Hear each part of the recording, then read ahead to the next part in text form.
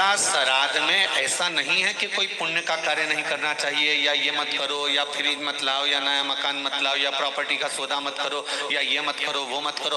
अगर कोई महाराज जी आपको मना कर रहे हैं और कह रहे हैं कि श्राद्ध पक्ष में ये नहीं करना चाहिए, वो नहीं करना चाहिए, तो उनको समझा दो। अगर पितृ हमारे पूर्वज हैं, अगर हमने कोई सौदा करा है, हम कोई सामग्री लेकर आए हैं, कोई पुण्य का कार्य कर रहे हैं, कोई अच्छा कार्य कर रहे हैं और हमारे पितृ हैं, तो ये निश्चित है कि 16 श्राद्ध में हम कोई कार्य करेंगे तो हमारे पूर्वज बड़े खुश होकर हमको आशीर्वाद प्रदान करेंगे। श्राद्धों के लिए, पितरों के लिए कई लोग बहुत डरा रहे हैं, बहुत डरा देते हैं कि तुम्हें ऐसा करना ही पड़ेगा, पिंडदान तो तुम्हें देना ही पड़ेगा, तुम ये नहीं करोगे तो ऐसा हो जाएगा, तुम 16 श्राद्ध में ऐसा दान करो, ऐसा ये करो, ऐसा वो करो। निवेदन है, शिव महापुराण की कथा कहती है, बड़ी मस्ती में अपनी जिंदगी जियो, बड़ी मस्ती में जियो, अपने जीवन को सार्थक करने के लिए करो।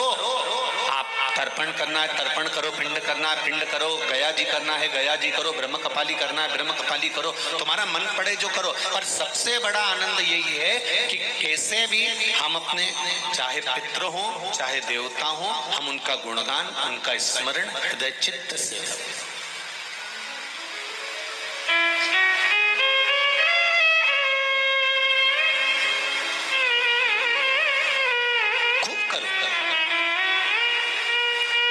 मृत्युलोक, और मृत्युलोक के ठीक ऊपर है पितृलोक। पितृलोक के ठीक ऊपर फिर आगे जाकर देवलोक, फिर देवलोक से और ऊपर जाकर स्वर्गलोक। ऐसे क्रम हमारे यहाँ बने हुए हैं कि मृत्युलोक से ठीक ऊपर की ओर पितृलोक है।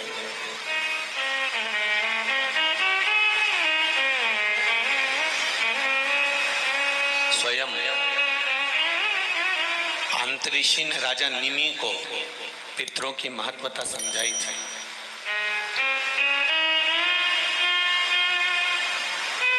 और शिव महापुराण का श्री बालाजी, श्री हनुमान जी, श्री हनुमत शिव महापुराण की जो कथा 5 दिवसीय चल रही है, इसमें एक स्मरण करिएगा।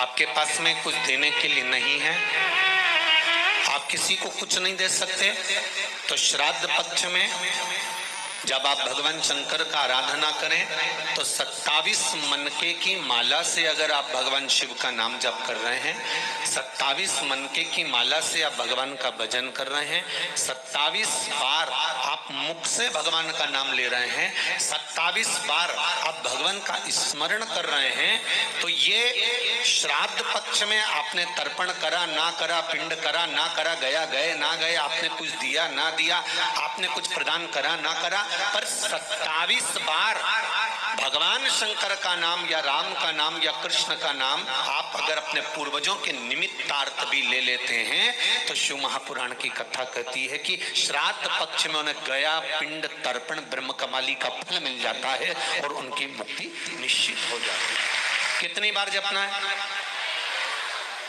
केवल 27, केवल 27, उससे ज्यादा कुछ। और यदि 27 बार आप भगवान का नाम नहीं भी जप सकते और आपको लग रहा है कि पितृ दोष के 4 लक्षण आपके पास में, पितृ दोष के 4 लक्षण बड़े होते हैं। पहला, घर में एक ना एक बीमार पड़ा रहता है, एक ठीक होगा, एक बीमार होगा, एक ठीक होगा, एक बीमार होगा, ये पितृ दोष का लक्षण। दूसरा, 1 रुपए कमाया, 1.25 रुपए खर्च हो रहा है, कहीं ना कहीं पैसा आके रखाता है और 2-3 दिन में पैसा चले जाता है, साथ में रखा हुआ भी धन जा रहा है, पितृ दोष का लक्षण है। तीसरा, घर में जितने सदस्य हैं आपस में किसी ना किसी बात के पीछे उनमें क्लेश बना रहता है, मन मुटाव बना रहता है, थोड़ी थोड़ी बात में कुछ ना कुछ क्लेश हो जाता है। 5वां, घर के बच्चे चिड़चिड़ प्रवृत्ति के होते जा रहे हैं, तो ये 4 लक्षण पितृदोष के बताए हैं। इन पितृदोष का निवारण आप गया जी चले जाएं, ब्रह्म कपाली करा लें, या तर्पण दे दें, या पिंड दे दें, उससे अधिक फल।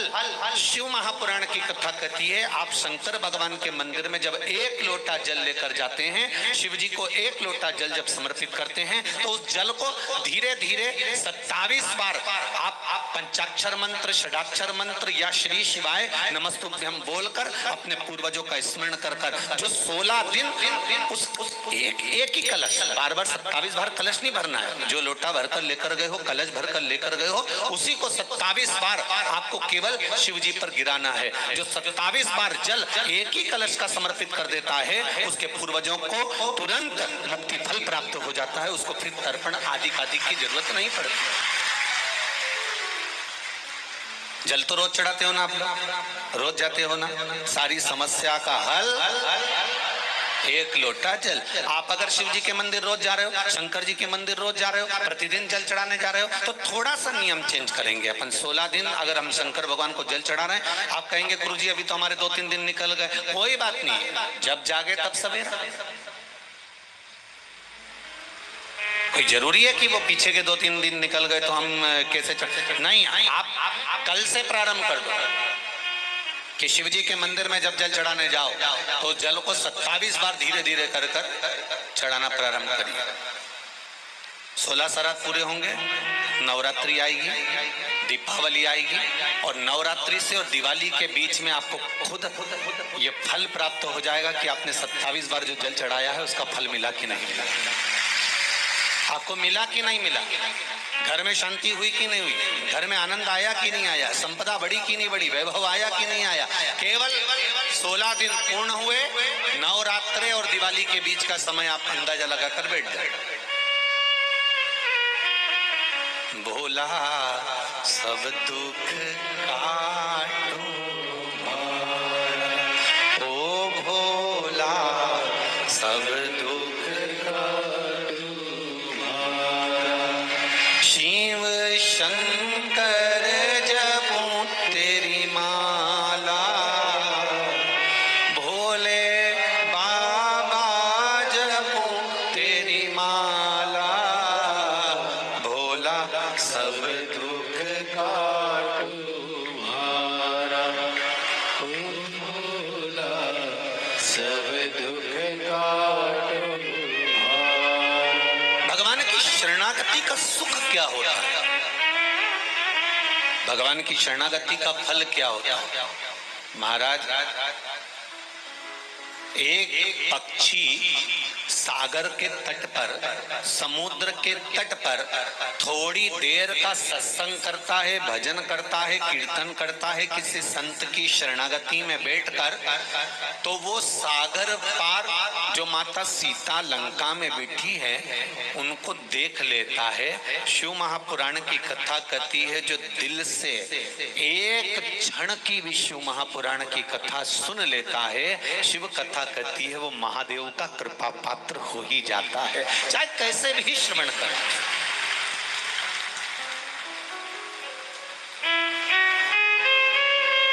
आप दिल से बस उसको स्मरण करो। 27 बार नाम ले लो या 27 बार जल समर्पित कर लो, या 27 मनके की माला से स्मरण करो।